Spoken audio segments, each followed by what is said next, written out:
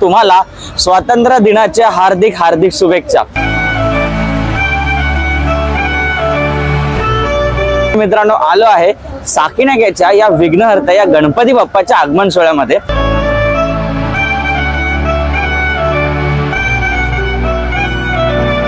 गणपती बाप्पा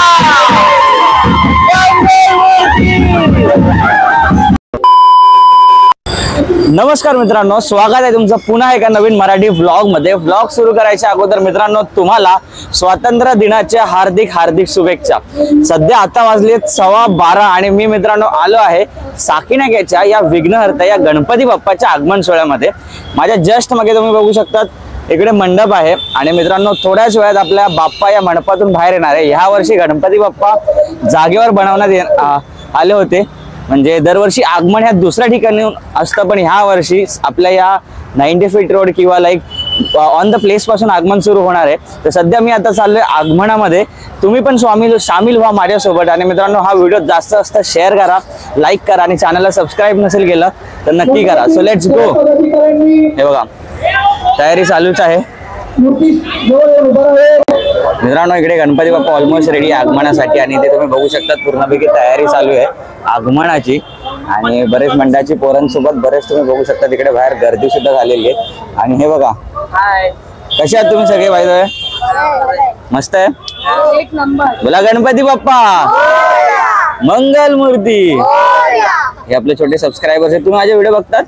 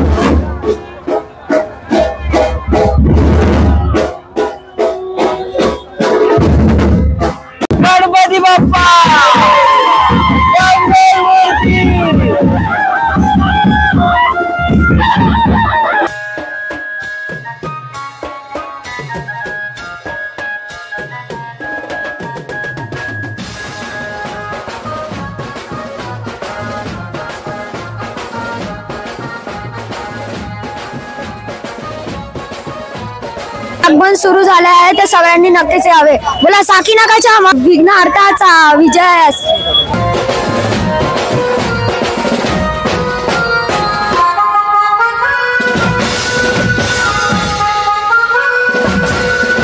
तर मित्रांनो, ऍक्च्युली आता आपले गणपती बाप्पा निघालेत आपल्या मंडपातून 90 फीट रोडला जायला। आता 1:15 वाजलेले आहेत आणि 90 फीट रोड पासून आपलं आगमन जे आहे ते दुपारच्या 3 वाजल्यापासून सुरू होणार आहे। बिकॉज हा थोडासा बिझी रोड असतो त्याच्यामुळे इथे पॉसिबल नाहीये।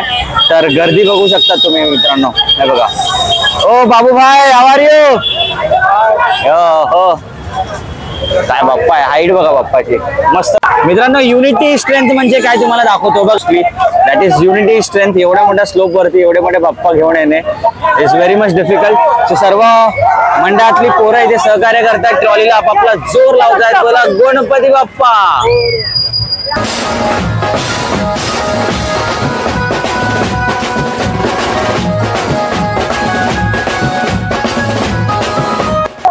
तर मित्रांनो, तुम्हाला एक्झाम्पल दाखवणार आहे। Every action has an opposite reaction. तुम्ही बघू शकता त्या स्लोप वरती गणपती बाप्पा इझिली येऊ शकतात, बट जास्त स्पीडनी येऊ नये म्हणून आता मंडळाच्या कार्यकर्त्यांतर्फे अपोजिट बोलतात ना रिॲक्शन लावण्यात येईल की ट्रॉलीला कशा प्रकारे थांबून हळूहळू घेण्यात यावे, हेच आता मंडळ प्रयत्न करते। तुम्ही बघू शकता मागे बघा किती लोड ठेवलेला आहे, म्हणजे मंडळाचे पोरं वगैरे बसून गेलेले ट्रॉलीला थोडंसं वेट हे गेन करण्यासाठी, ताकी या स्लोप वरती घपकन किंवा स्लिप होऊन डायरेक्ट आपली ट्रॉली पुढे येऊ नये म्हणून।